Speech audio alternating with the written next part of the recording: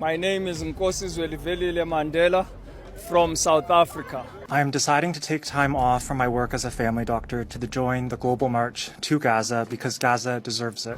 I am here to join the global march to Gaza to ensure that we are able to break the blockade and the siege on Gaza.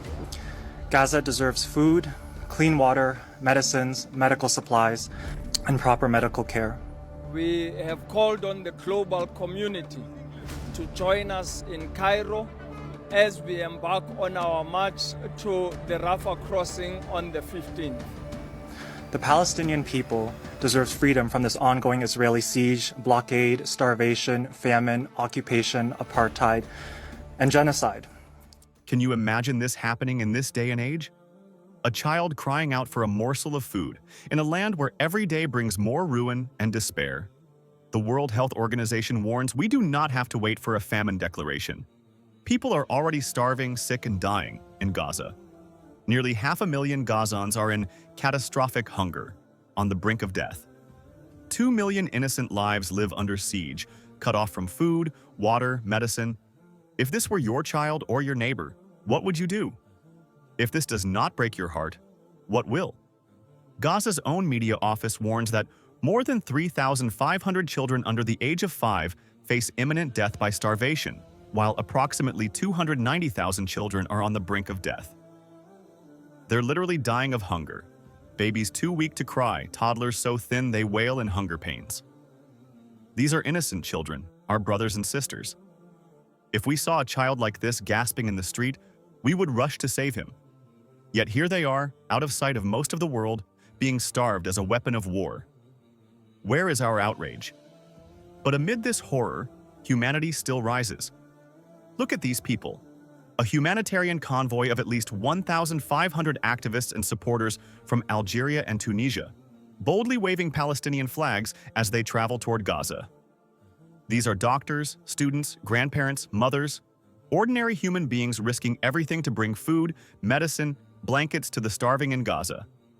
They come carrying nothing but hope and compassion. Organizers tell us participants from 80 countries were set to begin this global march to Gaza, and thousands more are expected. Imagine that unity. French, Spanish, Turkish, Canadian, British activists walking together in solidarity. They travel on foot across blazing deserts, chanting, "We will resist," because they heard the cries of Gazans and could not stay home. This is a map of their journey, miles and miles of human solidarity.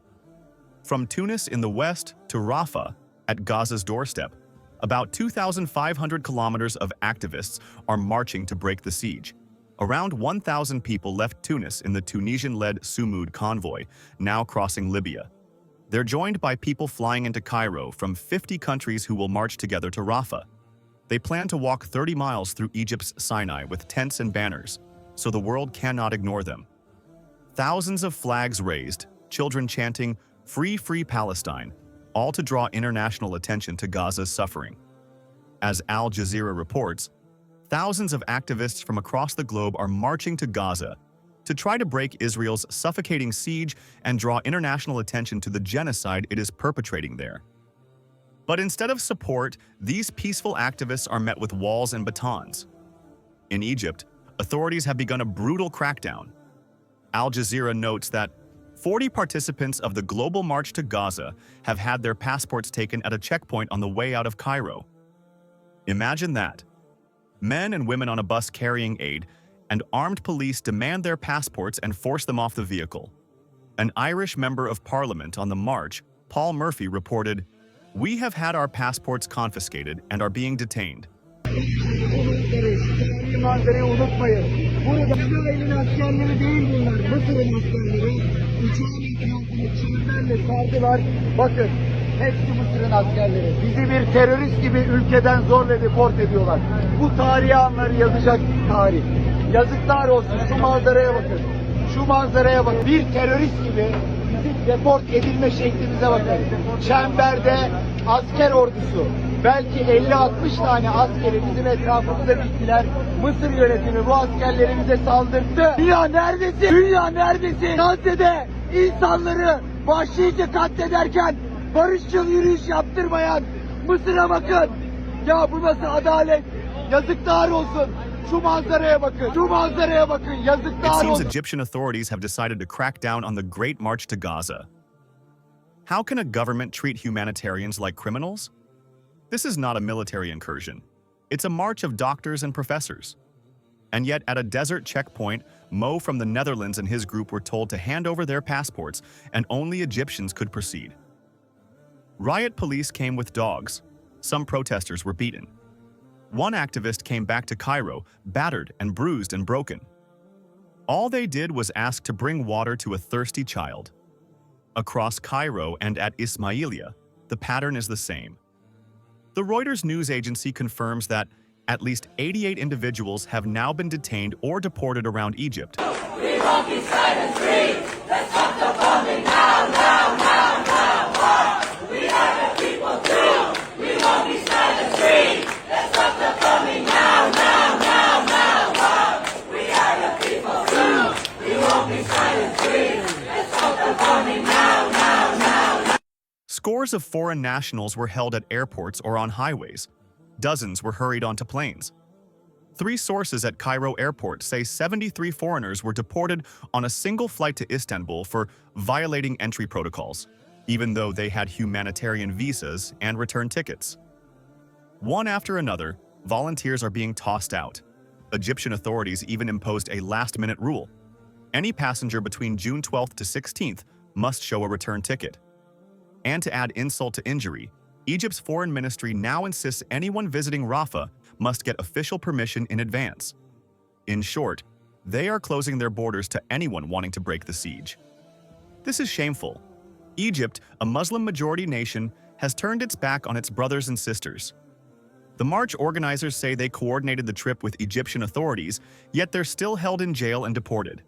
The president of Israel's defense forces even publicly ordered the Egyptian government to stop the march, calling it a threat. And sadly, Egypt seems to have obeyed that order. Activists from Canada, UK, Australia, the US, dozens, report they were detained at hotels and airports. One activist told Reuters their group had done nothing illegal, but passports were taken and they were dumped miles from Sinai with no food or water. Some had to sleep on floors at the airport. Is this how we treat people who are trying to save children's lives? And meanwhile, what of Gaza itself? It is being crushed. By now, the war has killed over 61,000 Palestinians, many of them children, and wounded over 118,000. Entire families have been wiped out. The siege is choking every last scrap of life. The UN warns Gaza could fall into full-scale famine unless the blockade is lifted. People here talk of hundreds of thousands becoming hourly casualties, simply from hunger and disease. Supplies of clean water, antibiotics, and even baby formula have run out. Hospitals plead for help. The price of food, where it exists, has gone through the roof.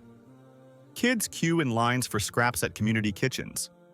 Mothers tell reporters they tremble holding their frail babies, afraid they won't survive the night.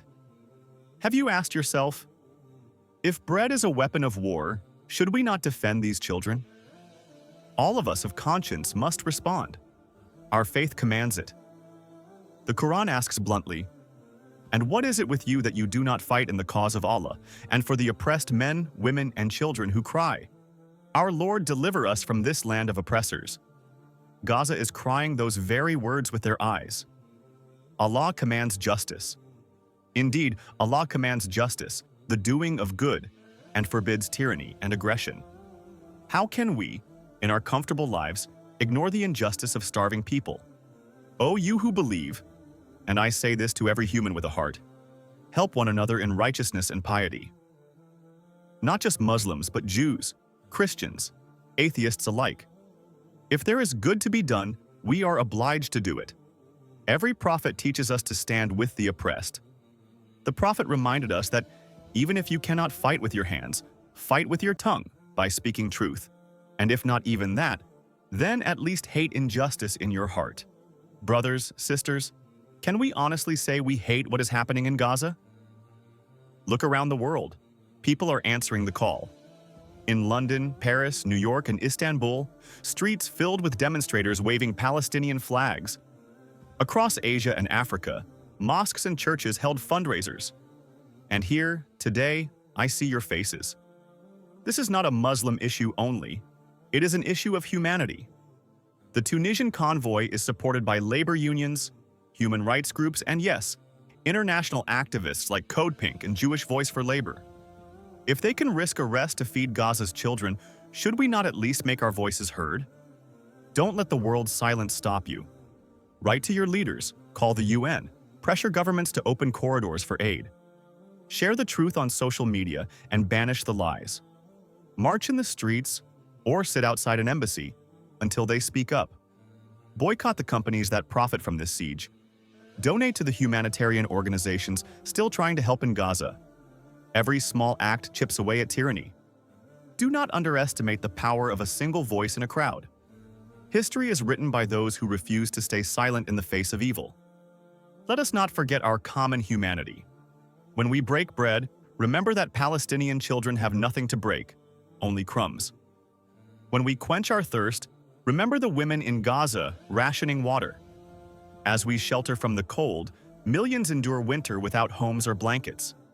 If we see suffering and shut our eyes, what difference is there between us and a mere stone? No, we are human, and humanity demands action.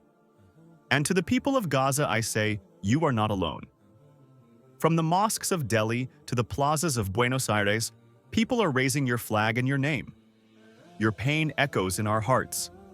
Even now, as your president and your imam weep, others rise up around the globe to share your struggle. Allah will not abandon you.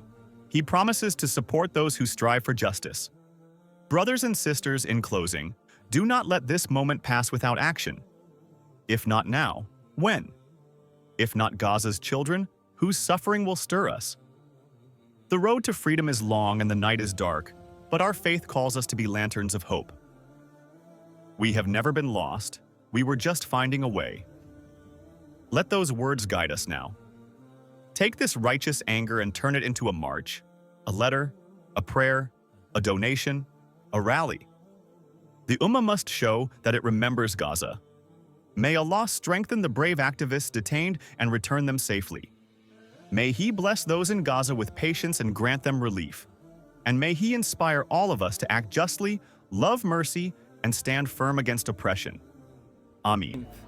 And we are still today here in this toll gate calling not only on Egyptians, but the entire Maghreb region, the entire African continent, the entire Arab League of Nations, the entire Islamic organizations of cooperation, Europe, particularly the European Palestinian Network, and all those that are in solidarity with Palestine in Europe, in Asia, in Latin America, and of course in the United States of America. We have seen over 80 countries come together here, pledging their support to the Palestinian cause. And we plead with the Egyptian government that we are here to support what they have been calling for in the international media, that being an immediate ceasefire and allowing humanitarian aid to flow freely into Gaza. And that is our sole mission of being here.